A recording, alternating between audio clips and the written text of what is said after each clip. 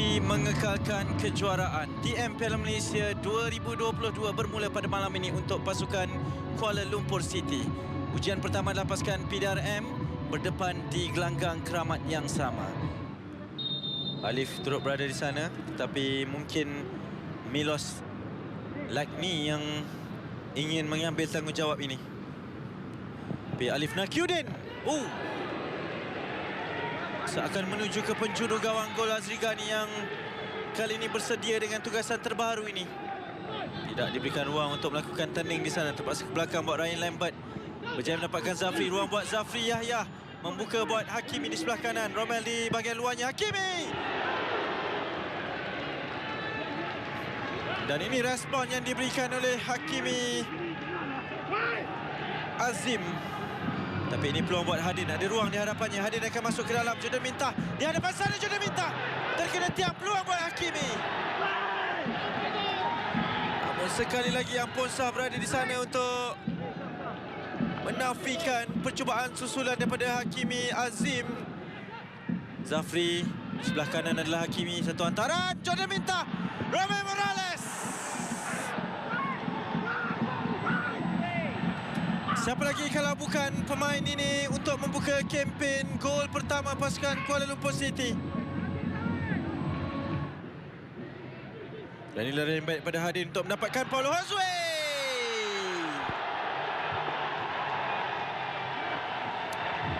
Hikmatnya sebagai ketua pasukan dikembalikan untuk aksi separuh masa yang kedua ini.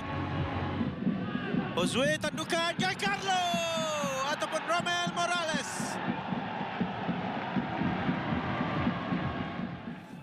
Okey, gol yang menarik.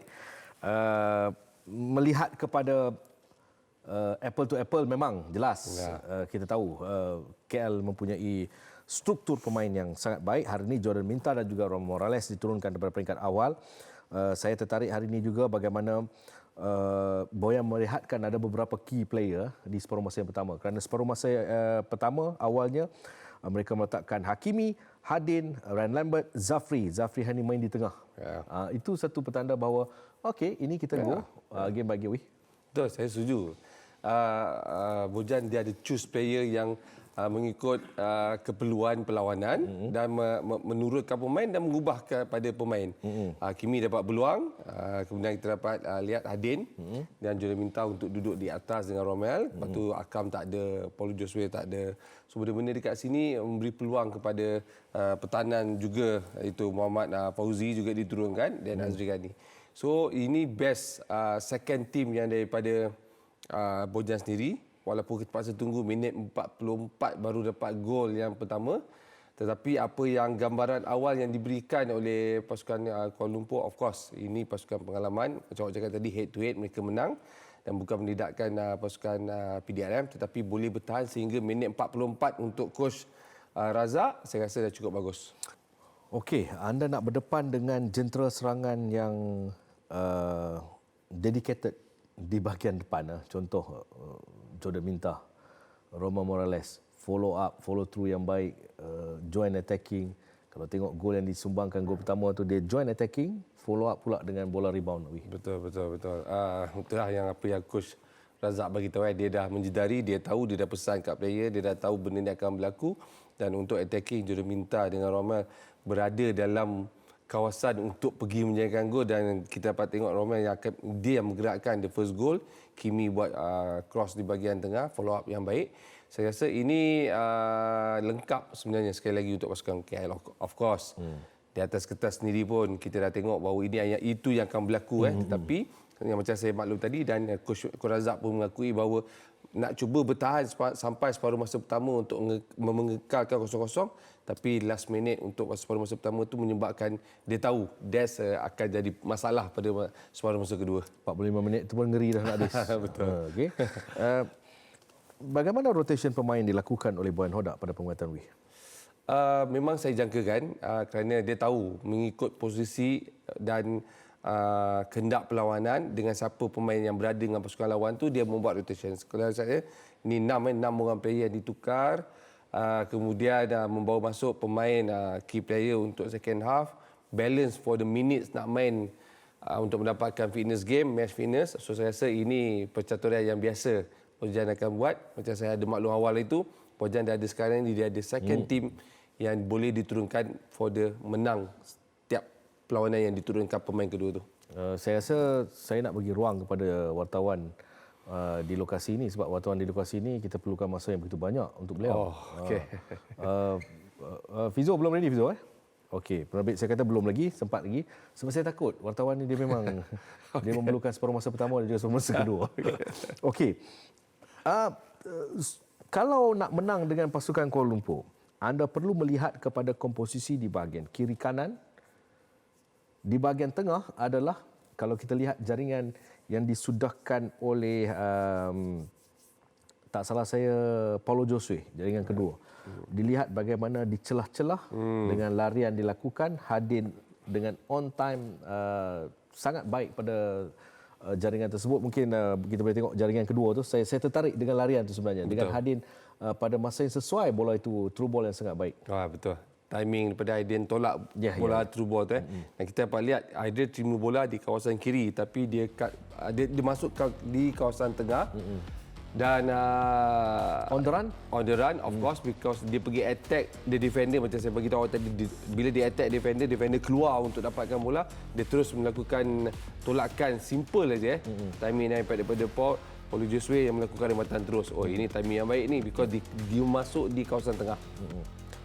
Kalau dilihat PDRM hari ini meletakkan Azmi Muslim, Saiful Hasnul, Alexander Ampusa, Cik Safwan dan juga Safi Ahmad yang berada selaku defensive midfielder. Tetapi dikala mereka compact di bahagian tengah sekalipun, switch play yang dilakukan plus individu adalah cerita untuk KL City. Ya, betul. Of course berbeza sedikit corak permainan apabila pemain lain bukan key player yang dibawa turun tapi peranan sama, Abizal. Peranan sama. Kimi main tepat, Zafri mesti kena cut back, kena masuk, dan Kimi juga ada chances untuk mendapatkan gol. Kemudian Hadin pun sama, dia karakter ataupun style of main macam tu. So saya rasa tak ada the pattern tak ada berubah, tapi corak pemain yang membawa kepada posisi itu saja yang berlainan. Tapi matlamat of course dia nak menang. Sebenarnya kalau kita lihat pun KL tak perlu menang sampai 3-4-0 pun, 5-0 pun dengan PDRM. Satu gol pun sudah cukup.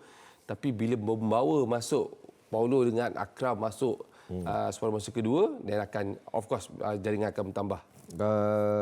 Milos Lexni dan juga Martin Adamek, dua pemain import pasukan PDRM. Mereka ni sebenarnya baik.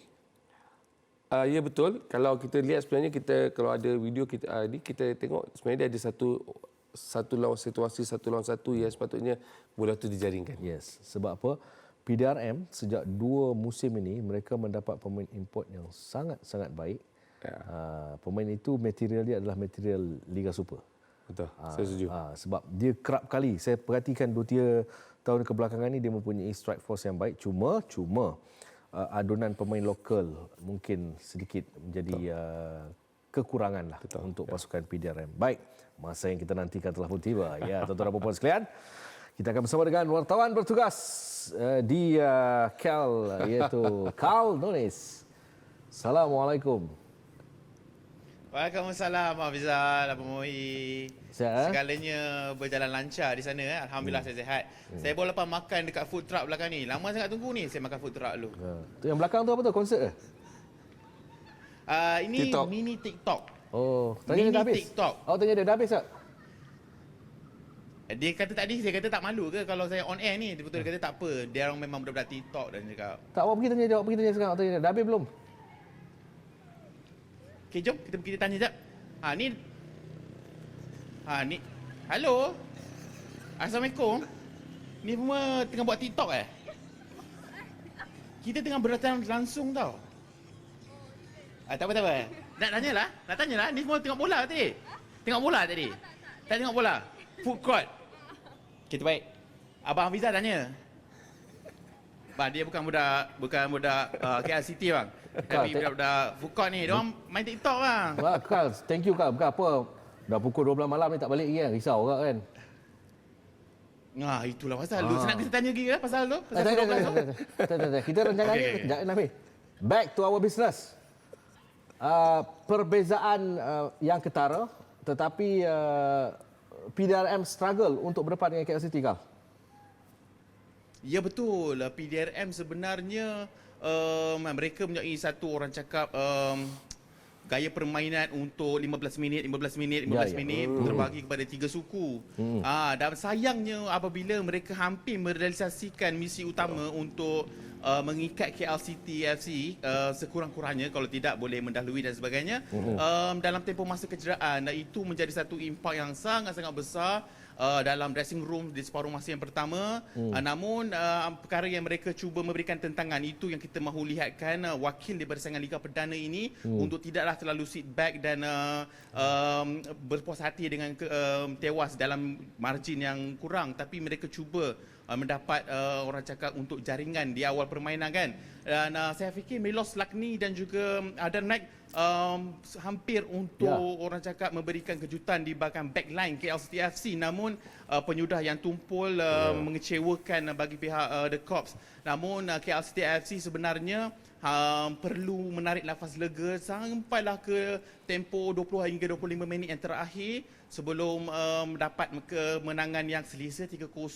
Terima kasih untuk Romel Morales menjaring gol terbanyak saingan Piala Malaysia musim lalu dengan 10 jaringan, dan juga Kapten Paulo Josu yang masuk selaku pemain gantian. Paulo, kalau tak salah saya, jaringan ke-8 untuk musim ni.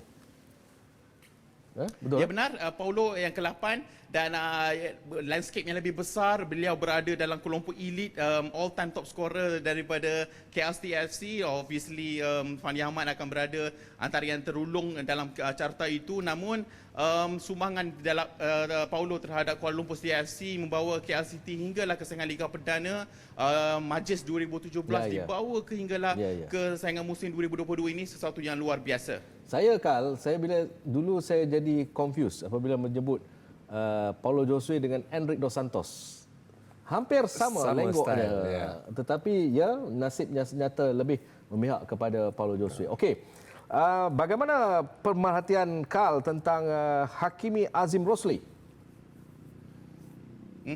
Hakimi yang sempat saya mengetengahkan cerita luar biasanya pada musim 2022 ini. Beliau diberi kepercayaan untuk membarisi kesuksesan utama daripada Boyan Hodak, dan saya fikir di awal separuh masa yang pertama beliau hampir untuk merekodkan jaringan, merekodkan nama selaku penjaring, namun palang menjadi penghalang. Namun saya fikir Hakimi Rosli ini boleh beraksi selaku two up front bersama dengan penyarang utama. Di samping seperti Jordan Mintah juga, kalau ruangnya, speednya, kelajuannya dimiliki, lebih tertumpu pada hari ini di bahagian sayap kanan dan juga sayap kiri. Itu orang cakap cerita ayam tambatan KLCT FC untuk 2 atau 3 tahun yang akan datang. Kalau mereka dapat mengekalkan bakat luar biasa ini, akan jadi satu nama besar dalam bola sepak Malaysia. Ada apa soalan nak ditanya kepada Asmawi Bakiri? Itulah kita nak bertanya juga kepada Abang Mawi. Melihat daripada perjalanan perlawanan pada hari ini kan. Sebenarnya mengikut Boyan Hodak, pemain KLCT orang cakap outdo. Sepatutnya lebih simple. Daripada pemerhatian Abang Mawi sendiri macam mana? Okey. Ya, betul. Kerana itu yang berlakunya, kerana mereka tak dapat gol awal. Mereka tak dapat gol yang tempoh sepatutnya mereka dapat. Mereka dapat last minute, separuh masa pertama punya time, Karl. Dan situ juga saya pun nak bertanya balik kepada Karl lah. Apabila Bojang membuat pertukaran, kita panggil dia second team players. So adakah Karl nampak benda tu, cara main, dia sistem, plan tu berubah, atau memang mereka kekalkan benda yang sama tu? Macam mana Karl tengok? Sebenarnya okey, melihat daripada perlawanan yang berlangsung sebentar tadi, dan juga saya sempat meninjau sesi latihan KLCT FC selepas tewas di pentas akhir Piala EFC. Sebenarnya kan Boyan sebenarnya berbicara dengan saya, dia kata dia nak melihat karakter di sebalik pemain-pemain ini. Ada di antara mereka sudah pun memiliki satu posisi yang hampir sepanjang liga saingan Liga Super. Dan atas faktor itu dia nak melihat siapa yang ada eager fire untuk bounce back seperti pemain-pemain yang sedia ada. 6 pertukaran dalam saing kesempatan utama ini mereka menunjukkan walaupun kombinasi 6 pemain baru dan juga 5 pemain yang lama dalam kesempatan utama tu agak makan masa untuk lambat panas, tapi secara keseluruhannya Boyan puas hati dengan saingan, orang cakap determination. Pemain-pemain itu nak menunjukkan yang beliau layak berada dalam kesempatan utama, memandangkan mereka sudah pun separuh berfikir untuk saingan siapa lawan mereka pada seterusnya. Sudah pasti kalau mereka dapat melunaskan perkara yang sama pada aksi timbal balik yang kedua ini di Seram Ceras ini, sudah pasti mereka akan ingin berada dalam kesempatan utama. Sama ada Sri Pahang ataupun Terengganu menang besar nanti, mereka akan ingin beraksi daripada perlawanan getir itu. Okey, juru kamera Warih sihat Warih ya? Warih sihat. Warih dah tak sabar nak cuti tu. Dia dah makan time ni. Oh ya ke? Kerja kena habis. Dia beritahu dia kita akan cross lagi pukul 1 pagi je. Oh bang, dia nak cross pukul 1 bang. Ni serius ni, pukul 1. Macam mana bang? Angguk ke kegeling? Okey Karl, Warih, terima kasih banyak atas informasi dan juga perkongsian yang telah pun dimaklumkan tadi. Okey Karl. Thank you Karl. Alright, thank you very much. Baik. Karl Nunis tak pernah mengecewakan. Ya. Beri detail. Betul. Kan? Menarik. Saya rasa macam soalan yang awak tanya, dia tanya awak, awak tanya dia balik. Ya. Jadi saya rasa key point dia adalah Boyan tak mahu melihat pemain yang berada dalam comfort zone. Betul. Yes. Dia tak nak, okey, kau main daripada awal musim left back, kau jangan ingat kau main left back sampai bila-bila. Betul. Dia mahu rotation itu berlaku kerana itu satu tindakan bijak. Betul. Dan saya setuju apa yang Bojan lakukan dan dia berkongsi cerita dengan Karl tadi bahawa dia nak tengok turunkan pemain ini apa yang dibuat oleh pemain itu, karakter yang apa dikeluarkan bila diberi bermain. Dan itu yang lebih menarik kerana saya setuju bila perjalanan nanti makin lama makin panjang.